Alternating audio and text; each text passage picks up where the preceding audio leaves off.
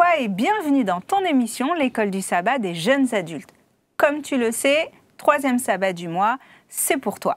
Avec nous sur le plateau, le pasteur Cédric Adrassé. Salut Cédric, comment vas-tu? Ça va, merci. Et toi? Eh bien, je vais très bien. Alors, la leçon de cette semaine, c'est quand tout est perdu et c'est juste après ça.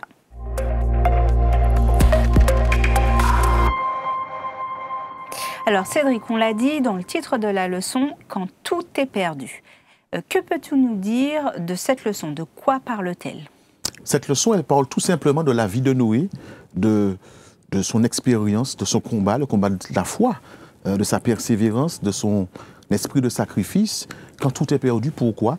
Parce qu'à l'annonce de la destruction du monde, mais il avait une maison, il avait une famille, il avait des amis, il avait un quotidien. Et donc, apprendre que tout sera détruit, qu'il ne lui restera plus rien, tout est perdu. Cependant, bien, nous verrons certainement que avec Dieu, il est bon de perdre pour pouvoir gagner ensuite. Alors, il est bon de perdre pour pouvoir gagner ensuite. Est-ce que tu peux nous dire comment était l'époque de Noé et finalement en quoi elle est semblable à notre époque? Alors, s'il est vrai qu'à l'époque de Noé, les hommes avaient que peu perdu leur vigueur primitive, il y avait encore des géants. On parle de multicentenaires, doués de ressources inouïes et d'intelligence, doués de force physique. Cependant, il est également vrai, les Saintes Écritures nous le révèlent, que la méchanceté avait atteint son paroxysme. Toutes les pensées du cœur de l'homme, nous dit la Bible, étaient chaque fois dirigées vers le mal. La loi de Dieu était violée, l'iniquité abondait, la justice était foulée aux pieds, et les cris des opprimés parvenaient jusqu'au ciel. Aujourd'hui, on réalise qu'il n'y a pas énormément de changements. Toutes ces choses que je viens de citer qui se faisaient à l'époque de Noé, on les retrouve encore aujourd'hui. Par contre, là où il y a un changement, c'est qu'elles sont multipliées par 10, voire 100, par 1000, etc. Il n'y a pas un jour où il n'y a pas un fait de violence, ne serait-ce qu'en Martinique. Il n'y a pas un jour où on n'entend pas un tel est décédé suite à, comment dirais-je, à la suite d'un braquage ou l'utilisation d'une arme à feu, arme blanche, etc. On réalise aujourd'hui que le bien est considéré comme étant mal, que le mal est considéré comme quelque chose de bien. S'il fallait ne serait-ce que considérer le domaine politique, on réalise que plus les hommes font le mal et plus ils sont placés à des postes stratégiques. Enfin, ils sont élevés dans la société. Mais rien ne va. Rien ne va. Et on se demande, mais à l'allure où vont les choses, mais que sera demain pour nos enfants? Et donc le mal est de plus en plus présent. On réalise que si Dieu ne retenait les vents, pour reprendre l'expression de l'Apocalypse, mais nous serions vraiment dans une situation apocalyptique. Et donc oui, c'est une continuité. Ce sont les mêmes choses que nous retrouvons sous diverses formes et comme je le disais, multipliées par. Alors, une multiplication des péchés, comme tu disais, si Dieu ne retient pas les vents de ce qu'on peut lire dans les livres de l'Apocalypse, on serait dans une situation apocalyptique. Et finalement, est-ce que par notre multiplication de péchés, on n'est pas dans une autodestruction, dans une destruction apocalyptique? Et justement, comment Noé a lui accepté ou accueilli la décision de Dieu de détruire le monde pour après pouvoir peut-être repartir sur de nouvelles bases. Parce que je pense que ce n'est pas si simple que ça de se dire, bon, voilà, aujourd'hui, Noé, on sache qu'on va tout raser parce que c'est essentiel pour pouvoir prendre un nouveau départ. Comment Noé, Cédric, est-ce que tu peux nous dire comment Noé, lui, a accepté ou accueilli cette nouvelle? Alors juste avant de répondre à cette question, j'aimerais quand même dire à tous nos jeunes qui nous suivent, par rapport au fait qu'on disait que le monde à l'époque de Noé était difficile, le mal prédominait, ça n'a pas empêché qu'il y ait Noé. Un homme juste, un homme qui cherche à marcher selon la droiture, un homme qui se laisse orienter par Dieu, conduire par Dieu. Et pour dire à notre jeunesse que peu importe l'endroit d'où on vient, le contexte familial dans lequel on évolue, il est possible de marcher comme il faut, il est possible de réussir, il est possible de rester droit, il est possible de servir Dieu. Et Noé, comment il a accueilli cela, mais c'est par la foi qu'il a accueilli ce qu'on ne pouvait voir. Ce qu'on ne pouvait voir et ce qu'il ne connaissait pas. Parce que s'il y avait quelques rosées qui venaient humidifier les plantes, etc., la végétation, l'homme ne connaissait pas forcément la pluie, l'orage, et entendre qu'il y aura un déluge, la terre sera détruite, Noé avait de quoi se poser des questions. Il avait de quoi se dire, Dieu, il a peut-être, il y a quelque chose qui s'est passé, je ne sais pas, Seigneur, de quoi tu parles, quoi. Mais il a accueilli avec foi quelque chose qu'il ne connaissait pas et qu'on ne pouvait voir. Et c'est tellement extraordinaire que il a décidé de suivre Dieu. Et j'aimerais dire aussi que nous ne sommes pas obligés de tout comprendre pour pouvoir obéir à Dieu. Alors justement, on n'est pas obligé de tout comprendre pour obéir à Dieu, et on constate que Noé, c'est par foi qu'il a pu accueillir cette nouvelle. Mais qu'est-ce qui a permis à Noé de persévérer dans cette foi? Alors justement, eh bien c'est par la foi que Noé a accepté cette parole venant de Dieu, disant que le monde serait détruit. Et il est important de noter qu'il accepte de croire en quelque chose qu'on ne peut pas voir. S'il est vrai qu'il y avait quelques rosées qui venaient humidifier la végétation, mais l'homme ne connaissait pas la pluie, l'orage, donc un déluge. Il avait de quoi se poser des questions et se dire, Seigneur, est-ce que il n'y a pas un problème là? Est-ce que tu es sûr de ce que tu dis? Non, mais il croit. Parce qu'il sait qui est-ce qui le lui dit, il sait que c'est Dieu qui lui parle. Noé avait cette relation avec Dieu. Et d'ailleurs, j'aimerais dire à nos jeunes qui nous écoutent, qui nous regardent plutôt, qui nous regardent et nous écoutent, hein, tout à fait, que nous ne sommes pas obligés de tout comprendre pour pouvoir obéir. Lorsque nous savons qui nous parle, nous savons d'où ça vient, si nous avons cette relation avec lui, si nous l'aimons, quand il nous dit quelque chose, ce n'est jamais pour notre malheur, c'est toujours pour notre bien. Alors il arrive parfois que ça puisse peut-être gêner nos objectifs, ça peut peut-être nous attrister, mais il veut notre bonheur, il veut notre bien, il sait ce qu'il dit, il sait ce qu'il fait. Et donc Noé, il a accepté. Il faut quand même noter aussi qu'il fallait quand même être patient, il fallait quand même être courageux, parce que Noé a fait face à des personnes qui se moquaient de lui, des scientifiques qui lui disaient mais de quoi tu parles? Ben Noé, mais tu es fou. Ce n'est pas évident. Et puis on ne parle pas d'une semaine, on ne parle pas d'un mois, on ne parle pas d'une année, on parle de 120 ans. Et donc il y a de quoi se dire pendant tout ce temps, bon, est-ce que j'ai bien compris? Est-ce que c'est vraiment Dieu qui m'a parlé? Est-ce que je ne suis pas fou, comme ils disent? Est-ce que? Et pendant 120 ans, non, il a persévéré, il a tenu bon, et ne serait-ce que pour transmettre aussi aux membres de sa famille. Il y en avait certainement qui étaient parmi le groupe de ceux qui se moquaient de lui, qui lui disaient, mais tu as perdu la tête, tonton, ou je ne sais pas, au papy, bon, je pense que là, il faut que tu ailles dormir, là, hein, tu racontes des bêtises, papy, il faut arrêter. Et ça ne devrait vraiment pas être facile pour nous, je n'aurais pas aimé être à sa place, mais chaque coup de marteau était un message qui attestait qu'il croyait profondément en ce qu'il disait. Et quand ça s'est fait, ils ont pu réaliser que c'était pas une blague. Malheureusement, c'était trop tard.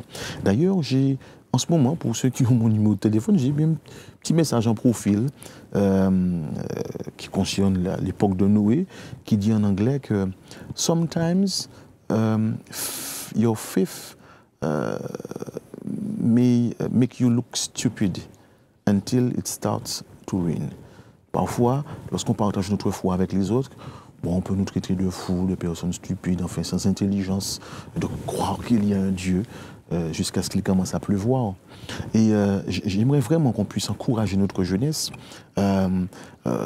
qu'ils sachent que ce n'est pas toujours évident, effectivement, de témoigner de sa foi. Des fois, on se moque de nous, on dit « Ah, tu ne peux pas faire cela, tu ne peux pas aller là, tu ne peux pas danser, tu ne peux pas ceci, etc. etc. » Et on peut être dérangé avec ça de temps en temps, enfin, ça peut nous embêter, mais tenez bon, parce qu'un jour, ils sauront pourquoi nous avions fait ce choix, pourquoi nous avions tenu.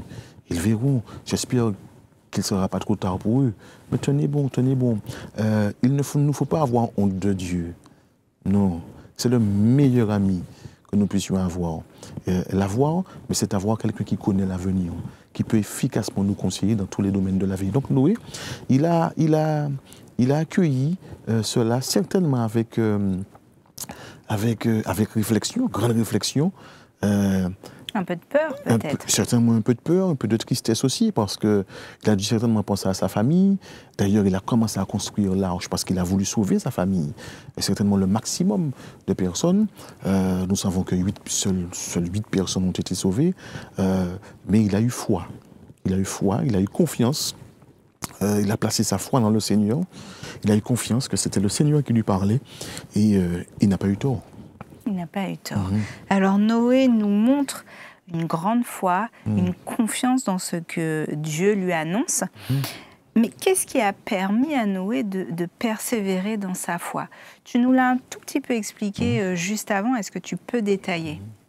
Oui, non, je pense que c'est simplement sa relation avec Dieu. Sans cette relation avec Dieu, sans cette connaissance qu'il avait de Dieu, il n'aurait même pas accueilli comment dirais-je, cette parole. Je pense que c'est ce lien qu'il avait avec Dieu. Noé avait l'habitude d'avoir ce moment de qualité avec Dieu. Pas un jour ne passait sans qu'il puisse entrer en contact avec son Dieu.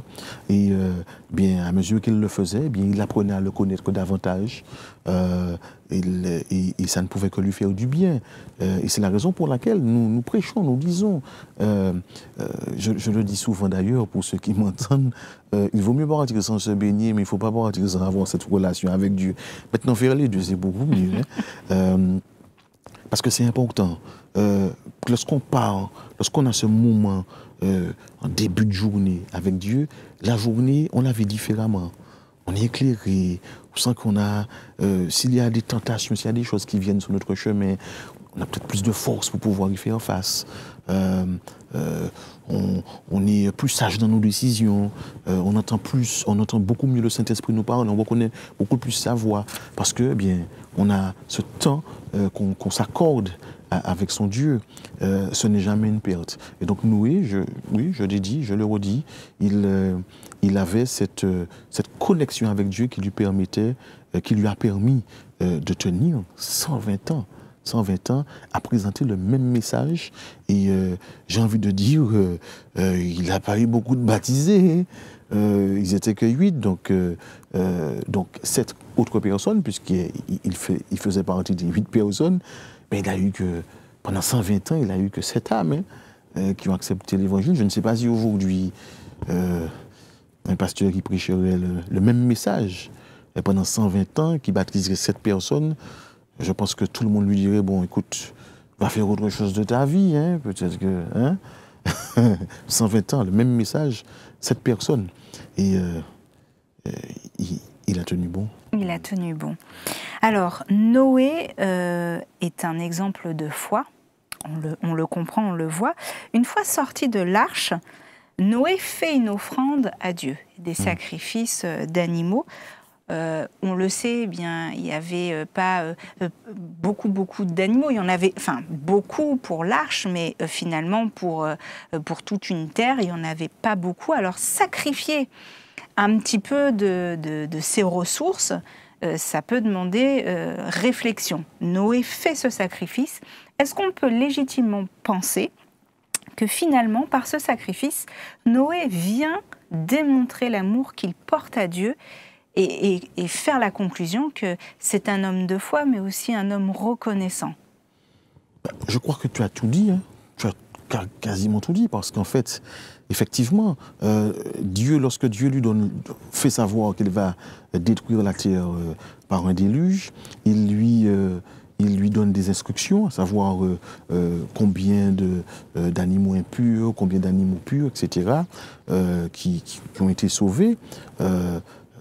Il aurait pu se dire, parce que les sacrifices se faisaient avec des animaux purs, il aurait pu se dire, bon, on n'en a pas beaucoup, Dieu vient de détruire le monde d'avant, etc. Je pense qu'il vaut mieux en conserver, donc on va faire différemment pour témoigner de notre reconnaissance. Mais non, il ne pense même pas, comment dirais-je, à sa nourriture, j'ai envie de dire. Il se tourne premièrement vers Dieu. Il est reconnaissant du fait que finalement, il a vécu quelque chose d'extraordinaire. Il a cru dans un message, il a tenu bon, tout le monde lui a dit qu'il était fou, des années se sont succédées, rien ne se passait, pas une goutte de pluie, ne serait-ce que pour attester que bon, ça viendra, ça va se faire, rien. Mais finalement, ça s'est fait. Et donc, il réalise, mais vraiment, Dieu lui a fait grâce. Il a quand même 7 personnes avec lui. Et il est vraiment reconnaissant envers Dieu. Et il ne pense pas à sa nourriture parce qu'il se dit, pour avoir été protégé de ce déluge, comment Dieu lui a donné les directives pour la construction de l'arche, pour que l'arche puisse tenir au milieu de ce déluge, quoique c'est la divinité qui les a protégés. Quand il réalise tout cela, il ne pense pas à sa subsistance. Il se dit, hey, Dieu pourvoira. Son premier désir, c'est de se tourner vers Dieu par la prière et par la reconnaissance. Et donc, il pratique ce qu'il avait toujours pratiqué en temps d'abondance, et même en temps de, entre guillemets, pas disette, mais comme bon, le monde va se reconstruire, etc., il sacrifie des animaux pour pouvoir adorer le Seigneur. Et à travers ça, nous comprenons que ce n'est pas toujours lorsqu'on a beaucoup qu'on est appelé à donner au Seigneur. En fait, nous sommes appelés à donner en tout temps, mais à ne pas forcément considérer si nous sommes dans la prospérité ou dans la précarité. Il nous faut apprendre à faire confiance au Seigneur. Il nous faut apprendre à démontrer au Seigneur à notre reconnaissance pour la vie qu'il nous accorde, pour la santé qu'il nous accorde. Et quand bien même que nous aurions parfois des problèmes de santé, mais nous avons de multiples raisons pour pouvoir dire Seigneur merci. En tant que jeunes, nous avons notre jeunesse. Il nous donne la faculté de pouvoir étudier, la faculté de pouvoir travailler, la faculté, toutes sortes de facultés, de compétences qu'il nous a dotées. Et il nous faudrait aussi prendre le temps de pouvoir le remercier pour ses bienfaits. Quelqu'un a dit un jour, si tu penses que c'est le réveil qui t'a réveillé ce matin, mets le réveil près de moi, mais tu verras. Et donc c'est Dieu qui nous réveille, c'est Dieu qui nous donne la vie. On a tellement l'habitude d'aller se coucher, de se réveiller, donc ça devient une routine, ça devient une habitude, mais on ne réalise pas que c'est l'effet de la grâce de Dieu. On oublie. On oublie que c'est l'effet de la grâce de Dieu. Et donc nous avons de multiples raisons pour dire merci Seigneur. Et de la même manière que Noé, il a prêché l'évangile avec les coups de marteau, il a prêché effectivement, en parlant, en présentant, il y aura le déluge, etc. Préparez-vous, venez aider. Et alors, une petite parenthèse, il y a des personnes qui ont aidé, sans vraiment y croire, mais qui ont aidé à la construction de l'arche, etc., qui pourtant n'ont pas été sauvés. C'est quand même quelque chose. Je ferme la parenthèse. Bien, nous avons aussi besoin de pouvoir continuer cette œuvre de l'évangélisation.